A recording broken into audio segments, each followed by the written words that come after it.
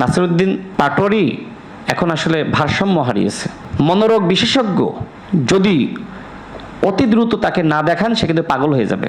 সে media দেখলে আসলে নিজেকে সামলাইতে পারে না। হঠাৎ করে গত পরশুদিন আমাকে কল করে বিকালের দিকে। আমি ওই সময় কালীগঞ্জ উপজেলা, সেখানে একটি ফুটবল খেলা হচ্ছিল, সেই অনুষ্ঠানে আমি প্রধান অতিথি হিসেবে উপস্থিত ছিলাম। তো তার কল, আমি ভাবলাম যে হয়তো গুরুত্বপূর্ণ কোনো কথা বলবে। তো আমি তাকে মেসেজ করলাম যে আই মিসড ইয়োর কল। দেন সে সন্ধ্যার পরে আমাকে ফোন দিল, তার সাথে আমার কথা হলো।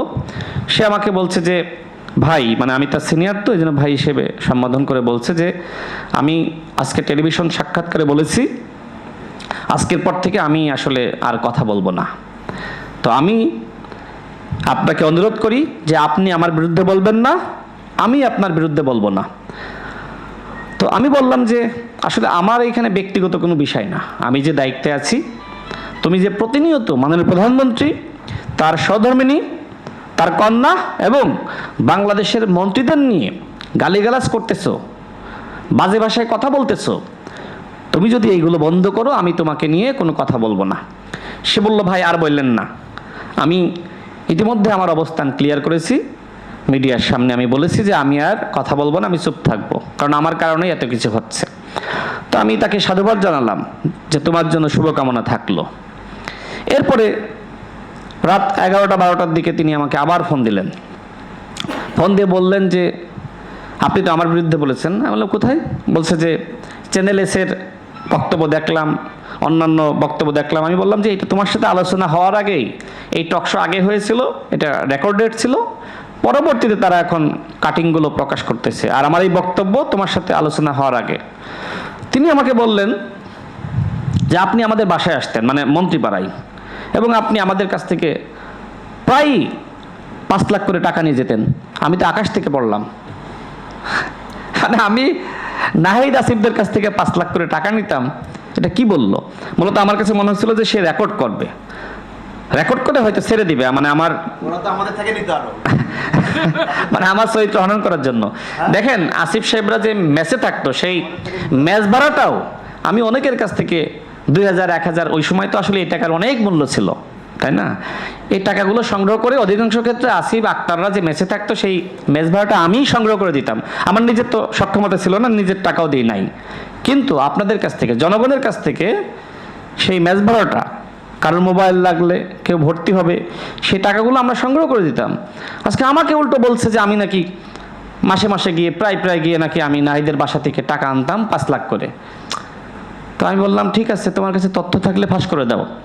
সে বলছে যে আপনার সব ফাঁস করে দেয়। বললে করো, সমস্যা নাই তো। এরপরে বললো যে আপনি ফ্ল্যাট কিনেছেন, সব ডকুমেন্টস আছে। আমি তো আবার আরেকবার আকাশ থেকে পড়লাম। তো আমি তাকে বললাম আমার কোনো ফ্ল্যাট নাই, আমার কোনো ফ্ল্যাট নাই, তোমার কাছে তথ্যপত্র থাকলে সব ফাঁস করে দাও। এইভাবে সে একটু মানে ব্ল্যাকমেল করার চেষ্টা করলো।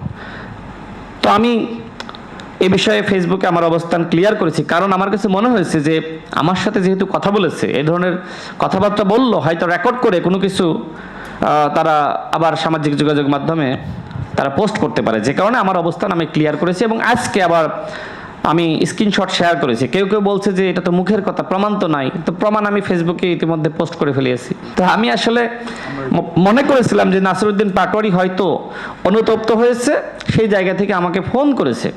এবং আমি মনে করি মানুষ ভুল করে এবং ভুলের মার্জনা থাকতে হয়, কিন্তু গতকাল দেখেন সে কমিটমেন্ট ব্রেক করলো, আমাকে কথা দিল যে সে আর এইগুলো করবে না। গতকাল কিভাবে মাননীয় প্রধানমন্ত্রীকে গালিগালাজ করেছে, করে নাই? করছে তো, মানে কি ভাষায় কথা বলেছে এগুলো তো আমরা বলতে পারি না, যে কারণে আমি বললাম না। অর্থাৎ নাসিরউদ্দিন পাটোয়ারি এখন আসলে ভারসাম্য হারিয়েছে, যে কারণে আমি এনসিপিকে বলবো যে একজন মনোরোগ বিশেষজ্ঞ যদি অতি দ্রুত তাকে না দেখান সে কিন্তু পাগল হয়ে যাবে।